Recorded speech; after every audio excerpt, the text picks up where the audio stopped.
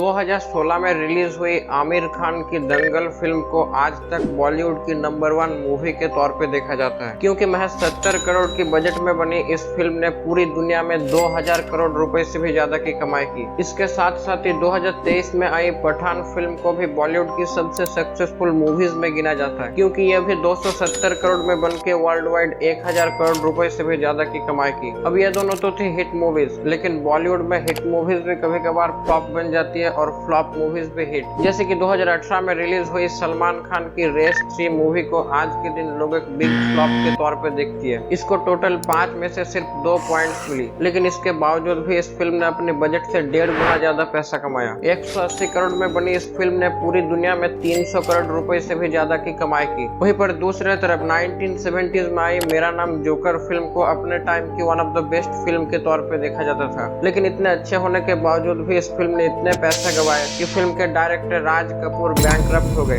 तो क्या कारण है कि हिट मूवीज भी कभी कभार फ्लॉप बन जाती है और फ्लॉप मूवीज भी हिट? इसके अलावा बॉलीवुड आखिर काम कैसे करती है और क्या है बॉलीवुड की बिजनेस मॉडल, इन सभी चीज के बारे में आइए आज के इस वीडियो में जानते हैं। बॉलीवुड दोस्तों दुनिया की सेकंड लार्जेस्ट फिल्म इंडस्ट्री है। नंबर 1 पे है हॉलीवुड, लेकिन नंबर ऑफ मूवीज के मामले में बॉलीवुड सबसे आगे है। हर साल करीब 1000 से भी ज्यादा बॉलीवुड फिल्में बनाई जाती है इंडिया में। वहीं पर हॉलीवुड हर साल 700 मूवीज बना के सेकंड पोजीशन पे है। अगर इंडिया की बात करें तो यहाँ पर बॉलीवुड के अलावा भी कई और फिल्म इंडस्ट्रीज है, जैसे कि बॉलीवुड पंजाबी मूवीज के लिए, हॉलीवुड छत्तीसगढ़ी मूवीज के लिए, टॉलीवुड बंगाली और तेलुगु मूवीज के लिए, बॉलीवुड तमिल फिल्म्स के लिए, सैंडलवुड कनाडा फिल्म्स के लिए, जॉलीवुड असमी फिल्म्स के लिए। इसके अलावा कई और फिल्म इंडस्ट्रीज है इंडिया में, लेकिन बॉलीवुड यहाँ पर सबसे पुराना और सबसे बड़ा फिल्म इंडस्ट्री है इंडिया की। हालांकि बॉक्स ऑफिस कलेक्शन के मामले में तेलुगु फिल्म इंडस्ट्री ने बॉलीवुड को भी पीछे छोड़ दिया है। अगर 2021 की बात करें तो total domestic box office collection में तेलुगु फिल्म ने 29% शेयर किया है। वहीं पर बॉलीवुड की शेयर नीचे गिर के 27% ही रह गया। बॉलीवुड की यह डाउनफॉल हमें पिछले कुछ सालों में साफ देखने को मिला है, जहाँ पर एक तरफ बॉलीवुड की फिल्में एक के बाद एक फ्लॉप होने लगी, वहीं पर दूसरी तरफ बाहुबली, केजीएफ जैसे फिल्में सुपर हिट हुई। लेकिन एक चीज जो सभी फिल्म इंडस्ट्री में कॉमन है वो है उनकी बिजनेस मॉडल।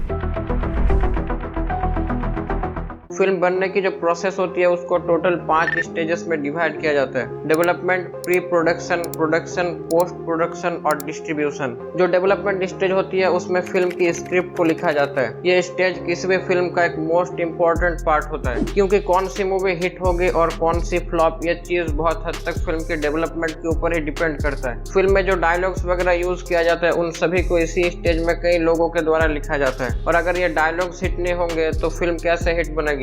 इसलिए आपने शायद देखा होगा कि आदि पुरुष मूवी की फ्लॉप होने के पीछे उसके डायलॉग्स का एक रोल था, क्योंकि उस मूवी में एक से बढ़कर एक घटिया डायलॉग्स यूज किए गए थे। यहाँ पर दूसरा स्टेज है प्री प्रोडक्शन, जहाँ पर फिल्म की एक्टर एक्ट्रेस को चुना जाता है। मतलब किस फिल्म के लिए कौन से एक्टर एक्ट्रेस बेस्ट होंगे, इन सभी चीजों को इसी स्टेज में किया जाता है। इसके अलावा इसी स्टेज में एक टीम को भी हायर किया जाता है जो कि शूटिंग की काम करेगी, और शूटिंग लोकेशन मतलब किस किस जगह में फिल्म की शूटिंग होगी यह भी ठीक किया जाता है इसी स्टेज में। इसके बाद आती है प्रोडक्शन स्टेज, या कहे तो फिल्म की मेन स्टेज। इस स्टेज में लाइट, कैमरा, एक्शन मतलब फिल्म की शूटिंग किया जाता है। मतलब एक फिल्म में आपको जो भी चीजें दिखती है उन सभी को इसी स्टेज में शूट किया जाता है। और यहाँ पर 4th स्टेज है पोस्ट प्रोडक्शन, जहाँ पर फिल्म की एडिटिंग, साउंड डिजाइनिंग वगैरह किया जाता है। अभी जो मैंने आपको इन 4 स्टेजेस के बारे में बताया, इन सभी में कई करोड़ों रुपए खर्च होती है, क्योंकि फिल्म के एक्टर एक्ट्रेस को, राइटर्स को, क्रू मेंबर्स को, एडिटर्स को पैसा देना पड़ता है। ओवरऑल यहाँ पर इतना पैसा खर्चा होता है कि किसी एक पर्सन के लिए सारा पैसा देना मुश्किल है।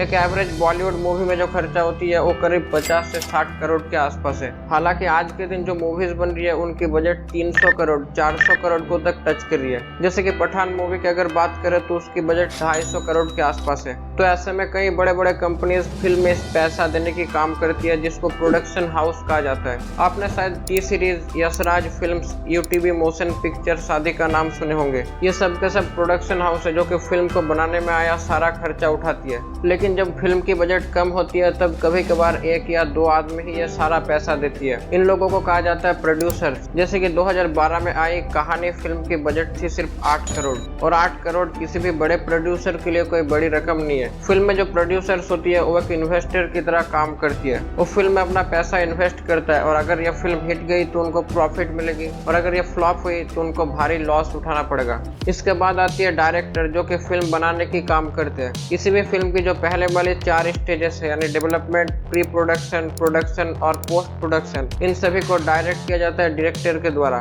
ज्यादातर केसेस में डायरेक्टर सैलरी बेस पे काम करते हैं, मतलब उन लोगों को सैलरी दी जाती है उनकी काम के लिए। लेकिन यहाँ पर कुछ डायरेक्टर प्रॉफिट शेयर मॉडल को फॉलो करते हैं, मतलब इस केस में फिल्म से जो भी प्रॉफिट आएगा उसका एक हिस्सा डायरेक्टर को जाएगा। आपने शायद यश चोपड़ा, सत्यजीत रॉय, SS राजामौली, करण जौहर आदि का नाम सुने होंगे। ये सब इंडिया के कुछ बेस्ट डायरेक्टर्स हैं। अब यहाँ पर किसी भी फिल्म का एंड और सबसे इम्पोर्टेंट स्टेज होता है डिस्ट्रीब्यूशन, क्योंकि जिस फिल्म को बनाया गया उसको ऑडियंस तक पहुंचाने की काम करती है डिस्ट्रीब्यूशन। जब फिल्म बनकर रेडी हो जाती है तब प्रोड्यूसर्स डिस्ट्रीब्यूटर्स के पास जाती है ताकि वो फिल्म को सिनेमा हॉल्स और OTT प्लेटफॉर्म्स में डिस्ट्रीब्यूट करे। फिल्म की मार्केटिंग की काम भी डिस्ट्रीब्यूटर्स के द्वारा किया जाता है। इसीलिए आपने देखा होगा कि किसी भी फिल्म की रिलीज होने के 1 महीने पहले से ही उसकी पोस्टर, बैनर्स को चारों ओर लगा दिया जाता है ताकि ज्यादा से ज्यादा लोग फिल्म के बारे में जान पाए। यहाँ पर प्रोड्यूसर और डिस्ट्रीब्यूटर के बीच फिल्म की प्रॉफिट को लेकर कई तरह की कॉन्ट्रैक्ट्स होती है। जैसे कि एक टाइप की एग्रीमेंट वो होती है जहाँ पर प्रोड्यूसर फिल्म को डिस्ट्रीब्यूटर को बेच के गेम से निकल जाती है। अब यहाँ पर फिल्म से जितना भी प्रॉफिट या लॉस होगी यह सब डिस्ट्रीब्यूटर को उठाना पड़ेगा। मान लो कि किसी फिल्म को प्रोड्यूसर ने डिस्ट्रीब्यूटर को 200 करोड़ में बेच दिया और डिस्ट्रीब्यूटर ने उससे 300 करोड़ रुपए कमाया। अब यहाँ पर 100 करोड़ की जो प्रॉफिट है वो सारा का सारा डिस्ट्रीब्यूटर के पास जाएगा। अगर इसमें 100 करोड़ की लॉस होती है तो वो भी डिस्ट्रीब्यूटर को उठाना पड़ता है। इस मॉडल को कहते हैं आउटरेज परचेजिंग। इसके अलावा एक और मॉडल है जहाँ पर प्रोड्यूसर डिस्ट्रीब्यूटर को फिल्म बेच तो देती है, लेकिन अगर इससे प्रॉफिट होगा तो प्रोड्यूसर्स को भी कुछ हिस्सा देना पड़ेगा,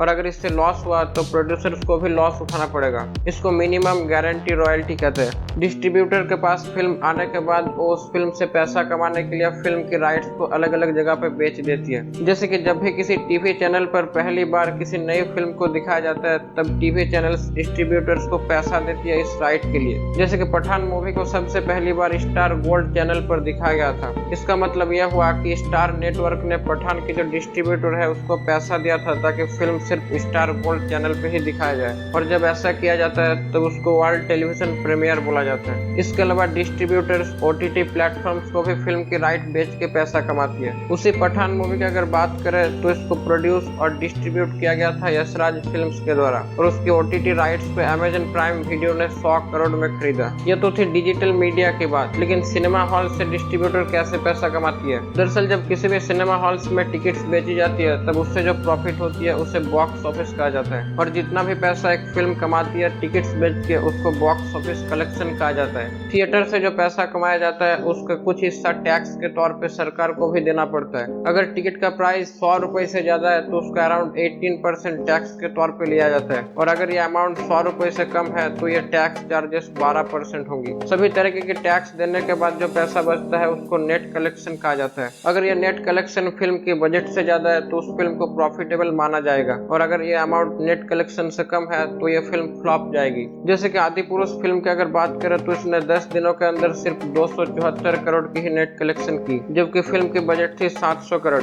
मतलब यह फिल्म फ्लॉप हुई। फिल्म से एक्टर एक्ट्रेस की कमाई की अगर बात करें तो वो लोग अलग अलग तरीके से पैसा कमाती है। कुछ लोग यहाँ पर सैलरी बेस पे काम करते हैं, मतलब उस फिल्म में एक्टर को एक अमाउंट दे दिया जाता है। अगर फिल्म हिट हुई तो भी एक्टर का कुछ नहीं, और अगर फ्लॉप हुई तो भी कुछ नहीं। जैसे कि सलमान खान की अगर बात करें तो ये इंडिया की one of the highest paid actor है। ये अराउंड 70 करोड़ रुपए चार्ज करते एक फिल्म के लिए। वहीं पर कुछ एक्टर प्रॉफिट शेयर मॉडल पे काम करते हैं, जैसे कि आमिर खान 1 रुपया भी सैलरी नहीं लेते फिल्म बनाने के लिए। उनकी बनाई हुई फिल्म अगर हिट हुई तो उससे जितना ज्यादा पैसा कमाया जाएगा उतना ज्यादा पैसा उनको मिलेगा, और अगर ये फ्लॉप हुई तो उनको भी लॉस उठाना पड़ेगा। एक तरीके से एक्टर्स जो कि प्रॉफिट शेयर मॉडल पे काम करते हैं वो खुद ही फिल्म की प्रोड्यूसर बन जाते हैं। तो दोस्तों कुछ इस तरीके से काम करता है बॉलीवुड की बिजनेस मॉडल। अगर आपको यह वीडियो पसंद आई तो प्लीज इसे लाइक कीजिए और चैनल को सब्सक्राइब कीजिए ऐसे ही इंटरेस्टिंग वीडियोस देखने के लिए। अगर आप जानना चाहते हैं कि इंग्लिश दुनिया में कैसे फैल गया तो इस वीडियो में क्लिक कीजिए।